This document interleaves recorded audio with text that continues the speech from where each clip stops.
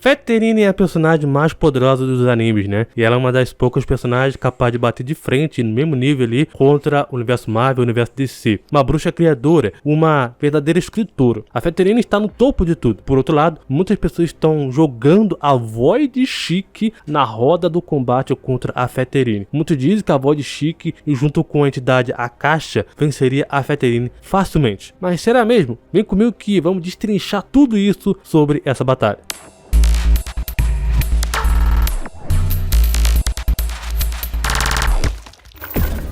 Fala galera, beleza? Aqui que fala é o Thiago e para quem é novo aqui no canal, está chegando de paraquedas, esse é um quadro onde a gente analisa, né, uma possível luta entre diversos personagens diferentes de vários universos e tentamos chegar no consenso de quem venceria em uma batalha. E a briga de hoje é de gente grande, cara. Feterine contra a Void Chique. Já vai deixando um like nesse vídeo e se inscrevam no canal com o sininho ativado para vocês receberem mais batalhas. Se prepare no sofá porque a batalha de hoje vai ser uma das mais complexas já feitas aqui no canal.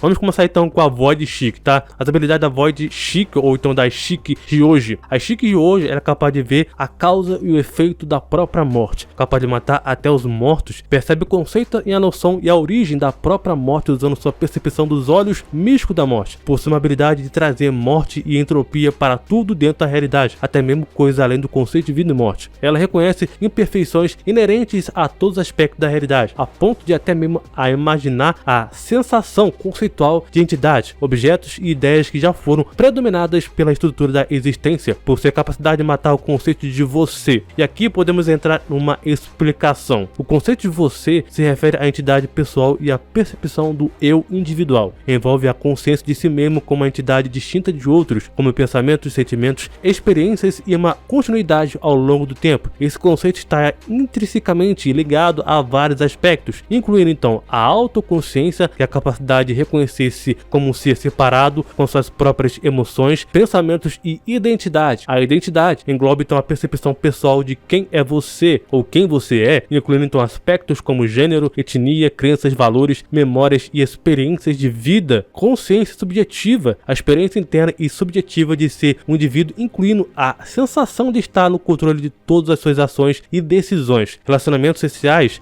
a forma de como nós vemos em relação aos outros e como os outros nos veem, influenciando como centro de identidade. O conceito de você, ele é moldado por várias influências, biologias ou biológicas, psicologias ou psicológicas, sociais e culturais. É possível matar o conceito de você? Bom, matar o conceito de você pode ser interpretado de várias maneiras, dependendo do contexto filosófico, psicológico ou então neurocientífico. Por exemplo, a neurociência, danos ao cérebro, especialmente às áreas associadas à consciência e identidade, como o córtex pré-frontal, pode alterar ou até mesmo obliterar a percepção do eu. Condições como a amnésia severa ou certo tipo de demência pode destruir a continuidade da identidade pessoal. A psicologia, os transtornos dissociativos, como o transtorno de identidade dissociativa ou então personalidade múltipla, né, pode fragmentar a identidade de uma pessoa, criando múltiplas identidades distintas. Terapias e práticas meditativas intensivas também podem alterar significativamente a percepção do eu. Também tem a parte filosófica, que algumas tradições filosóficas e religiosas como o budismo ensinam a prática de matar o ego ou o conceito do eu como um passo para alcançar a compreensão mais profunda da realidade e da própria interconexão de todas as coisas. Isso não envolve a destruição física, mas sim uma mudança de percepção e na compreensão da própria identidade. Tem também a tecnológica, que no futuro, avanço de neurotecnologia ou a inteligência artificial poderiam, em teoria, criar cenários onde a identidade pessoal pode ser modificada ou até desconectada. Portanto, embora seja possível alterar, fragmentar ou até destruir a percepção do eu através de diferentes meios, o conceito de você, ele é profundamente enraizado na estrutura da mente humana e nas experiências de vida, tornando então a sua morte em um processo complexo e multifacetado. Voltando para a Void Chique, ela é capaz de matar informações, sendo capaz também de ver o destino de todas as coisas. Ela é capaz então de cortar e apagar o próprio conceito de infinito, infinito. E aqui vamos também entrar em outra explicação. O conceito de infinito é uma ideia abstrata que se refere a algo sem fim ou limite. Ele aparece em vários contextos, incluindo então a matemática, a filosofia, cosmologia e teologia. Por exemplo, o conceito de infinito. A matemática, ela distingue-se entre o infinito potencial, que é um processo interminável como sequência dos números naturais, e o infinito atual, que é uma totalidade completa como conjunto de todos os números naturais. Também menciona então a cardialidade, que permite comparar tamanhos de conjuntos infinitos, destacando que os conjuntos dos números reais têm uma cardinalidade maior do que os números naturais, como então Aleph Nu, representando como a menor cardinalidade infinita. Na filosofia, é dito que o infinito cosmológico que considera a possibilidade do universo infinito em extensão e duração, e o infinito metafísico, onde Deus ele é visto como um ser infinito em poder, conhecimento e presença. Em cosmologia, a ideia de universo infinito ela é sustentada por alguns modelos que consideram o espaço como infinitivamente extenso. A possibilidade de eliminar o conceito de infinito ela é discutida em várias áreas, tá? Na matemática, o conceito ele é fundamental e sua remoção invalidaria muitos ramos do conhecimento. Na filosofia, rejeitar o infinito levaria a debates profundos, mas o conceito pertence útil. Na física e também cosmologia, embora novas descobertas possam alterar a nossa compreensão do infinito, não eliminariam, por exemplo, o conceito por completo. Na teologia, a ideia de um ser infinito ela é central em muitas religiões e é difícil de ser rejeitada. No resumo completo, o conceito infinito ele é fundamental e também onipresente em muitos campos do conhecimento humano. Modificar ele é possível, mas eliminar ele completamente é improvável devido à sua profundidade e também importância na compreensão do universo e da realidade. E devido à sua verdadeira forma, ser, ela possui todas as habilidades do Naso-verso, pois criou tudo o que existe, existiu e existiria. Ela é capaz de manipular todas as possibilidades e impossibilidades, todas as ações e inações, todas as hipóteses e não hipóteses. Criado, incorpora e substitui o conceito de Taiji e Yuji, que são dualidades de tudo que existe em níveis conceituais. Os conceitos do próprio Naso-verso estão em camadas além do infinito, e é dito que sua verdadeira forma incorpora a teologia negativa, que já vamos entrar nesse quesito aí daqui a pouco. Ela é capaz de apagar o transfinito, já que ela se correlaciona com o absoluto, o único, como se o Tao eterno ou infinito absoluto que transcende matematicamente após a noção de infinito, já que é inútil para ela, que inclusive é idêntico à noção de infinito no Tao. O conceito de transfinito, por uma explicação também aqui,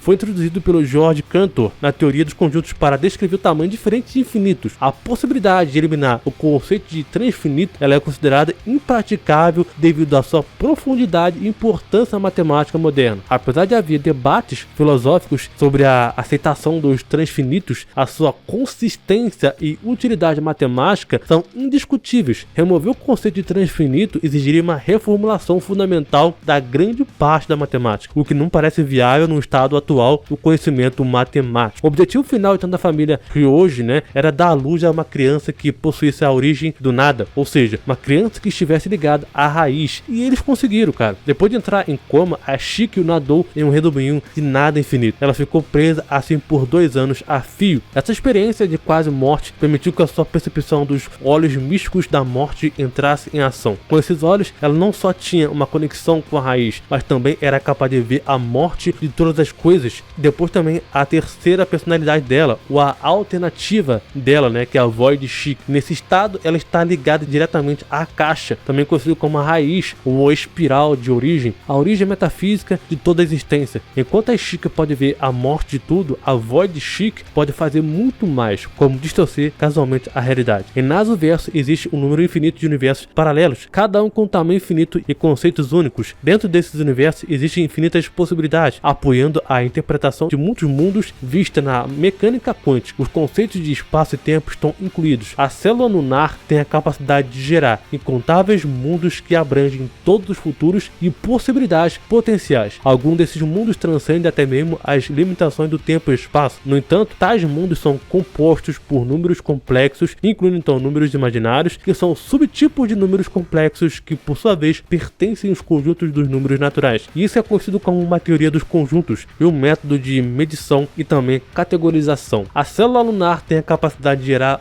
uma coleção limitada de mundos que superam as limitações do tempo, espaço e distância. Esses mundos estão imbuídos de valores numéricos profundamente enraizados na matemática, o que lhe permite vez de ter uma base na teoria dos conjuntos. O trono dos heróis, ele é um lugar adimensional e atemporal, que existe além dos limites do tempo e é o lar dos verdadeiros espíritos heróicos de todos os heróis da história da humanidade. A Shiki é a raiz, ou seja, a raiz é uma força metafísica que transcende todos os conceitos e formas de existência, servindo tanto como origem como também como destino de todas as coisas. Ela transcende a dualidade de Yin e Yang e vai além de qualquer forma de existência binária. Transcende a noção de sempre estar entre o sistema binário ou de ter qualquer valor dentro do tal sistema, superando completamente as limitações de existência binária. Além do próprio conceito Taiji, incorpora a transdualidade e não a dualidade. A raiz, ela é inefável e qualquer tentativa de descrevê-la apenas diminuiria o seu verdadeiro poder. Esse é um conceito filosófico conhecido como uma teologia apofática. Ela vê tudo na realidade como nada mais do que uma ilusão, uma mentira de tantas mentes que dormem. Ela pode reescrever todos os níveis da criação e destruir o mundo como nada devido a estar conectada aos redemoinhos da raiz. De acordo com algumas pessoas,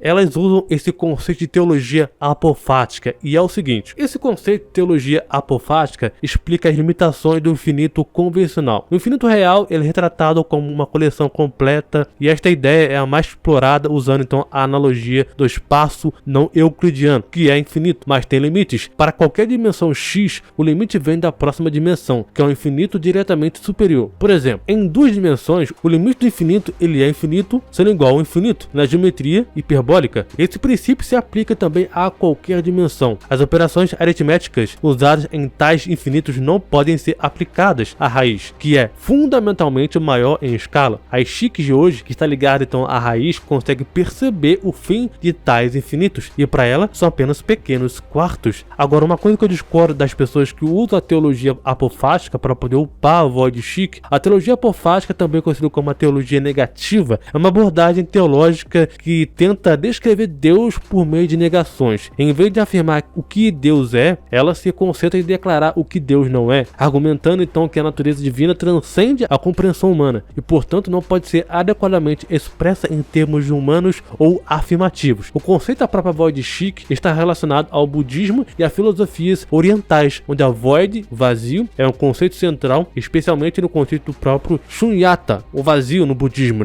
O Shunyata implica que todos os fenômenos são vazios de uma existência intrínseca e independente. Em outras palavras, nada possui uma essência fixa e permanente. Tudo está interconectado e em constante mudança. A teologia apofática, ela se concentra muito em um Deus transcendente que está além da compreensão humana, buscando então entender a natureza divina por meio de negação de atributos humanos. Em contraste, a void Shiki ou a Shunyata enfoca a natureza independentemente e também impermanente da própria realidade, percebendo a vacuidade da existência inerente em todas as coisas. A metodologia da própria teologia apofática envolve usar negações para evitar conceitos limitantes de Deus, afirmando que Deus não é. Já a void Shiki ou a Shunyata usa então a compreensão do vazio para poder perceber a verdadeira natureza dos fenômenos, enfatizando então a falta de existência independente. O objetivo final da própria teologia apofática é alcançar a compreensão mais próxima de Deus, mesmo então que incompleta. Em comparação, a void Shiki, ela busca realizar a interdependência e a libertação do sofrimento através da sabedoria sobre a verdadeira natureza dos fenômenos. Essas abordagens, elas são incompatíveis em suas aplicações. A teologia apofática, ela foca em um Deus transcendente, inalcançável pela compreensão humana, enquanto o conceito de vacuidade do budismo trata então de interconexão de todos os fenômenos sem referência a um ser transcendente. Para resumir e ser mais claro com vocês, embora ambas abordem a transcendência e a limitação do entendimento humano, fazem isso de um contexto conceituais muito diferente. A teologia apofática se concentra em Deus, enquanto a filosofia budista no vazio se concentra na independência e vacuidade dos fenômenos, tornando a aplicação de uma no contexto da outra inadequada e incoerente. Explicar então mais sobre a void Shiki, Vamos agora então para a Feterine. A bruxa criadora de Umineko já apareceu diversas vezes aqui no canal, tanto em batalhas quanto também em cosmologia. Então, para esse vídeo ficar mais dinâmico, eu vou dar mais uma pincelada aqui sobre a Feterine, para vocês saberem mais sobre a cosmologia de Umineko, todos os detalhes e até mesmo a própria Feterine também. Recomendo vocês assistirem esse vídeo que eu fiz aqui no canal. sobre a cosmologia, né? Pra vocês saberem tudo sobre o Miníaco. E claro, também diversos outros vídeos aqui sobre a Faterine aqui no canal também tem. Bom, pra começarmos, existem 3 tipos de camadas ou domínio ou mundos no universo do Miníaco, que são o domínio humano, o domínio da bruxa, das bruxas em si, e o terceiro que é o domínio do Criador. Esses 3 domínios estão contidos em uma hierarquia, chamada então de hierarquia abissal. E existem infinitas camadas nessa hierarquia. Essa hierarquia está em si completamente ligada à transcendência conceitual, transcendendo todos, qualquer e todos os conceitos. Transcendência absoluta, transcendendo tudo, qualquer coisa. E transcendência da realidade e ficção, fantasia, vendo tudo abaixo de sua existência como puro nada. Mesmo a camada mais baixa da hierarquia já contém infinitas hierarquias transcendentais estruturadas ou estruturas multiversais e narrativas, possibilidades, dimensões, leis e conceitos em si, todos infinitos em tamanhos e o número 1 em um estado de maneiras infinitas, mas uma camada superior a ela instantaneamente vê tudo como inexistente. Tudo na camada está apenas nas mãos dos superiores. É por isso que cada camada acima da outra é transcendido facilmente pela transcendência absoluta, a transcendência conceitual e transcendência da realidade e ficção. E há infinitas camadas nessa cosmologia e hierarquia. Agora vamos começar então pelo primeiro domínio, que é o domínio humano, né? O primeiro domínio da cosmologia é o domínio humano, e esse domínio ele é o lado onde é jogado pelo destino. Isso significa que todos os domínios em si está apenas sendo controlado ou jogado pelos cenários desejados que as bruxas se colocam em si. Cada ser humano ou inferior é completamente inútil nesse domínio. Eles não podem fazer nada para poder mudar o próprio destino. Eles não criam nada ou não criaram nada, mesmo que não tenham descoberto o quão infinita é a hierarquia, e este domínio ele é dividido em múltiplas camadas. Vale lembrar que cada camada ela é completamente infinita. Algo de uma dimensão superior é completamente superior a algo de uma dimensão inferior, mas chega ao ponto que mesmo algo infinito em uma dimensão superior seria inexistentemente para aqueles que a dimensão está na superior. Cada dimensão superior pode ser capaz de ver as inferiores como nada além de ficção. Domínio das bruxas. O segundo domínio da cosmologia, onde então o destino ele é criado em contraste com o primeiro domínio, onde ele é imposto. Esse domínio ele é abstrato e também metafórico, um reino de pensamentos onde as bruxas controlam o destino das camadas inferiores como se fosse um jogo de xadrez. Aqui,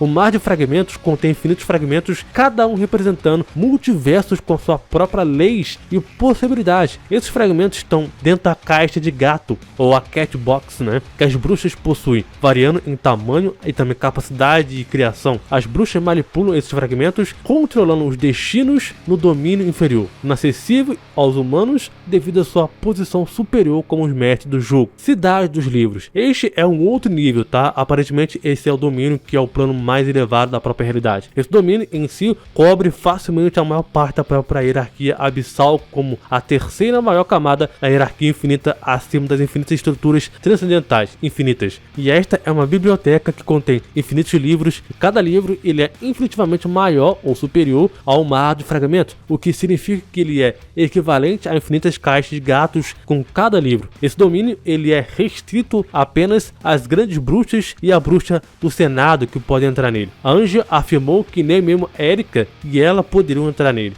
Inclusive, cada livro infinitos na biblioteca contém ficções dentro dela, ou seja, contém narrativas, histórias, enfim. Viajantes. Esses são seres que se manifestam fora da cidade dos livros. A sua própria existência é suficiente para derrubar e ver a cidade dos livros e todas as camadas inferiores, nada mais que ficção. Esses viajantes são uma das bruxas que pode entrar e interferir na cidade dos livros. E claro, ela, a Faterine, seu local de estudo é uma camada acima da cidade dos livros, que é infinitivamente além dos livros infinitos. Ela é uma bruxa que alcançou o domínio do Criador, ilimitado e inacessível por qualquer meio, e sobreviveu ao próprio reino, tornando facilmente a sua própria existência nada mais do que uma parte de zero, o que torna onipotente, entre aspas. Tudo que toda bruxa pensa dela é 1000 vezes aplicado à própria Faterine, o que significa que, comparado entre um viajante e ela é 1000 vezes mais poderosa do que o próprio viajante. Sem falar na sua própria autoridade como autora, além dela fazer parte do zero, o infinito absoluto, ela é um avatar do próprio autor, tendo então a autoridade do próprio autor, fazendo com que ela facilmente esteja além das leis do karma. Ela pode facilmente criar tudo e qualquer efeito sem causa, porque a causa e efeito são irrelevantes para ela, como por exemplo da magia de Lambari Delta, fazendo com que cada resultado ou possibilidade em sua situação seja absolutamente 99,999999% ou vice-versa, sem falhar. Mas isso foi facilmente negado por Fettering. Mais importante ainda foi sua própria existência quem criou a hierarquia abissal em primeiro lugar, apenas por escrevê-la fora do próprio mangá. Tudo está em suas mãos e hierarquia abissal que é infinita acima das estruturas infinitas, infinitas possibilidades infinitas, infinitas histórias infinitas, até mesmo escadas infinitas da própria hierarquia. A Fettering, sendo então uma personagem de alto nível de hierarquia das bruxas, possui um domínio excepcional sobre as suas verdades, como verdade azul, vermelha, dourada e a roxa. E como autora, ela não só utiliza a verdade para poder manipular a narrativa e a história em si como um todo, de modo geral, mas também desafiar outros personagens e suas percepções da realidade. A sua habilidade de manejar diferentes tipos de verdade a coloca em uma posição de grande poder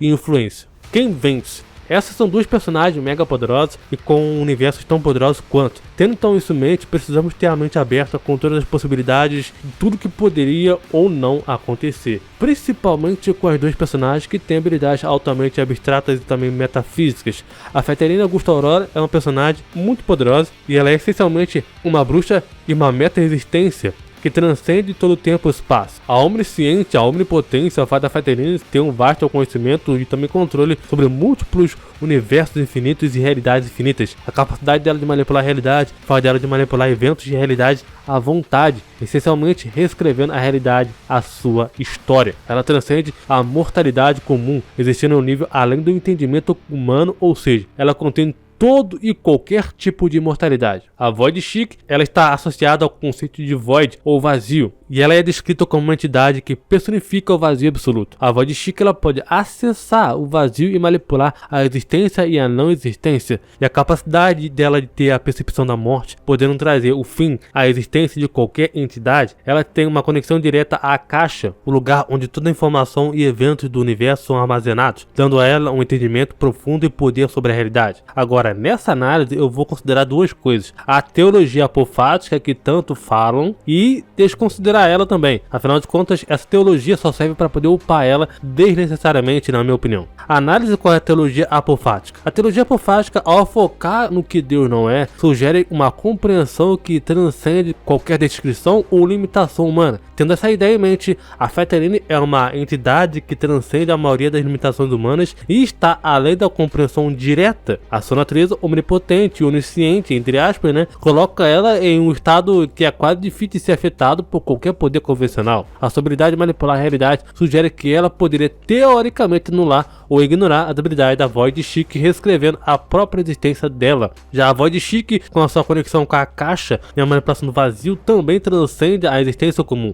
Ela pode teoricamente trazer o fim de qualquer coisa ao cortar suas linhas da morte. No entanto, enfrentar uma entidade que manipula a realidade como a Fettering pode ser complicado, pois a capacidade da Fettering pode superar até mesmo a percepção e a manipulação do vazio da Chic. Considerando a teologia apofática, a ideia de transcender qualquer limitação humana poderia favorecer a Fettering, já que ela poderia simplesmente reescrever ou anular a existência Chic em múltiplos níveis da realidade. Isso se aplica até mesmo à própria Akasha, que no nível de transcendência não tem como alguém transcender o Criador. Ele já é o limite de tudo, o teto, o zero absoluto, ou seja, em um grau de importância cosmológica, até mesmo em poder, a Fettering ainda assim estaria acima da própria Akasha. Agora, a análise desconsiderando a teologia apofática, sem a teologia apofática, a análise pode ser bem mais direta e focada nas capacidades mostradas nos respectivos universos. Com as habilidades da manipulação da própria realidade e um vasto conhecimento, a Fettering possui uma vantagem também muito significativa. Ela poderia alterar a estrutura da realidade para evitar ser atingida pelos ataques da própria Void Chic. A sua natureza imortal e a capacidade também dela de existir em múltiplas realidades fazem dela uma adversária muito difícil de ser destruída, principalmente dela ser capaz de enxergar tudo apenas como ficção, tipo o SCP-3812, Void Chic, ele pode acessar as linhas da morte de qualquer entidade e cortar elas, teoricamente trazendo então o fim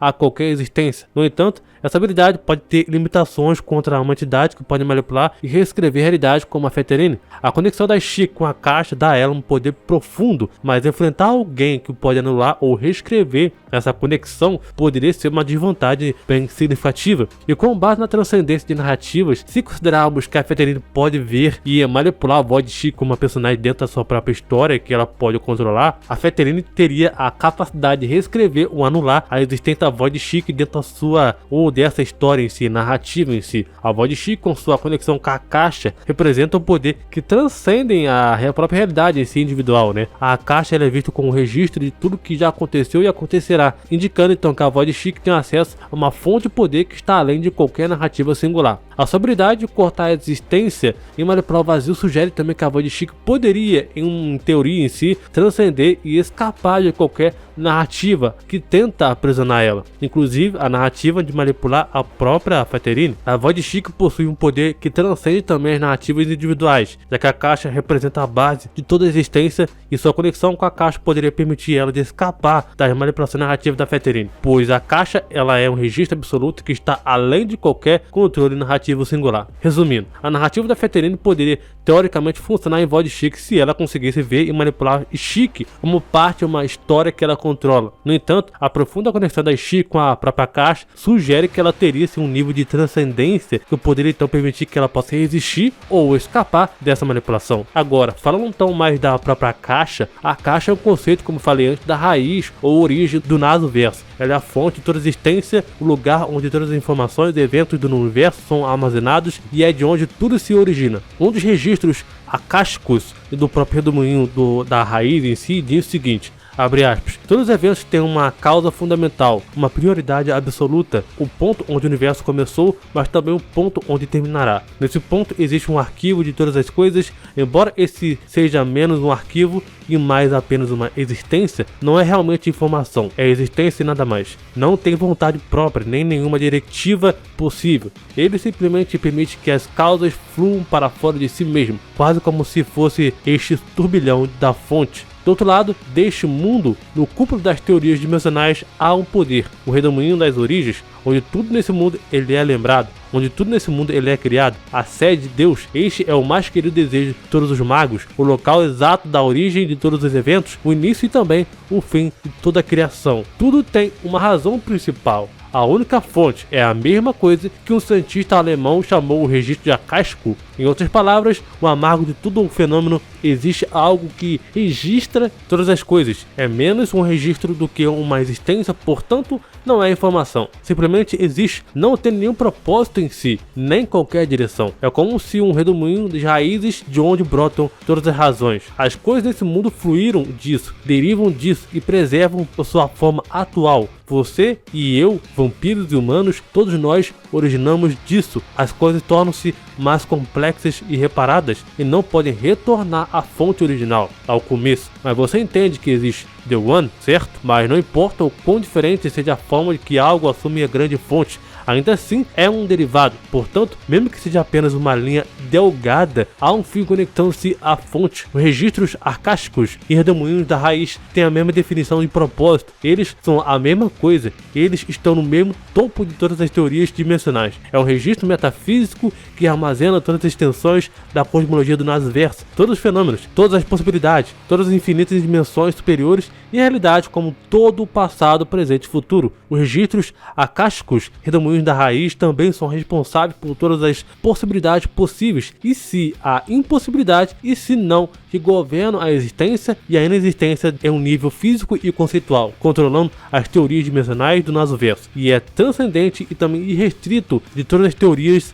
em dimensões e realidades, fundando tudo dentro da própria realidade do Nasoverso, que compreende o conceito em camadas infinitas e que permite conceitos superiores dos mesmos conceitos, como conceitos superiores de morte. Consequentemente, os conceitos dimensionais ou dimensionalidade também em todo o conceito em seu primordial, sendo considerado absoluto, imutável e de natureza platônica. O registro arcástico também fundamenta todas as funções possíveis de conceitos inferiores. o que é apoiado pela afirmação da Terra de funcionar na mesma base que o multiverso quântico, que compreende dimensões infinitas. A teoria quântica no Nasoverso, ao mesmo tempo que é completamente transcendente de todos dentro do próprio Nasoverso, existindo num segundo plano de existência mais elevado do Nasoverso, o verdadeiro vazio, por outro lado, também ele é conhecido como a caixa, o plano de existência mais elevado absoluto dentro do próprio Nasoverso. É comumente descrito como vazio, devido então a representar o absoluto e verdadeiramente de todos os infinitos. As meras ações de empilhar recursivamente infinitos ou alephes não são suficientes e nunca seriam suficientes para alcançar o vazio, nem jamais seria. E tendo propriedades semelhantes ao do princípio da reflexão das teorias definidas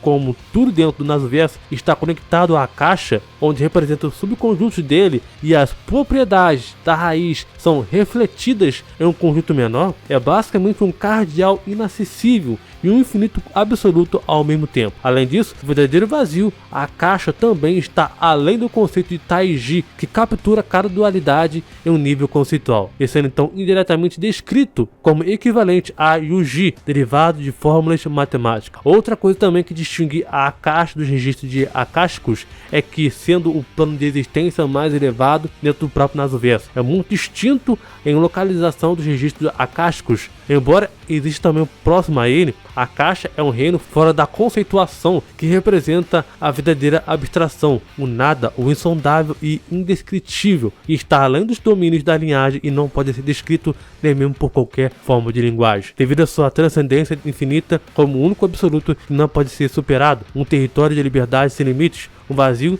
nem sequer descreve a sua verdadeira essência, já que o vazio nada mais é do que uma ideação elaborada pelos personagens do Nasoverso na tentativa de compreender a sua infabilidade divina. É por isso que qualquer coisa que ainda tenha concepção, significado e existência não pode tocá-lo. Se o fizer, deixará de existir imediatamente e voltar ao nada em seu estado primordial. E quando alguém é apagado neste nada, perde toda a concepção, significado e a sua própria existência para se tornar Deus dentro dele e não pode retornar à realidade que ainda tem concepção e significado. Resumindo, a caixa, em sua verdadeira essência, é praticamente a mesma coisa que o estado mais elevado de Creator em Uminico. Ou seja, se colocarmos as duas no auge, tanto a Feterine quanto a Void Chique, essa batalha ficaria num empate, pois não existe como sair um vencedor entre dois seres, entre aspas, onipotentes, ou deuses, né? Num exemplo mais simples, claro, aqui com vocês, não tem como alguém sair um vencedor entre The One Boval e o True Autor, Toa e um escritor da DC, e assim essa analogia segue por diversos personagens que representam o criador ou escritor. No contexto mais simples, pelo contexto posto para a própria Feterine, ela serve como muito mais uma escritora literalmente, ou seja, como contexto no geral, ela é muito maior que a própria Akasha. Essa batalha ela é extremamente complexa e difícil de sair uma vencedora em si. A Void Chique até sim teria condições de vencer a Feterine em um contexto muito mais apropriado a ela, mas se formos considerar a auge de ambas, a proposta da Feterine como literalmente uma escritora, ela se estabelece acima da Void Chique ou até mesmo da própria Akasha, mas isso não quer dizer que ela venceria a Akasha, mas que sim a proposta da Feterine como uma criadora e escritora é maior do que a Akasha. E para definir quem vence ou quem venceria, na minha opinião, a Feterine venceria com uma certa dificuldade. Agora é com vocês, comentem, discutem quem venceria essa batalha. Para vocês, Void Chique ou a Feterine venceria? Lembrando, sempre vamos comentar com os comentários aqui com respeito. E não se esqueça de se inscrever no canal e deixar o like para mais vídeos. Quero contar com você na próxima batalha. Muito obrigado, valeu, falou e até mais.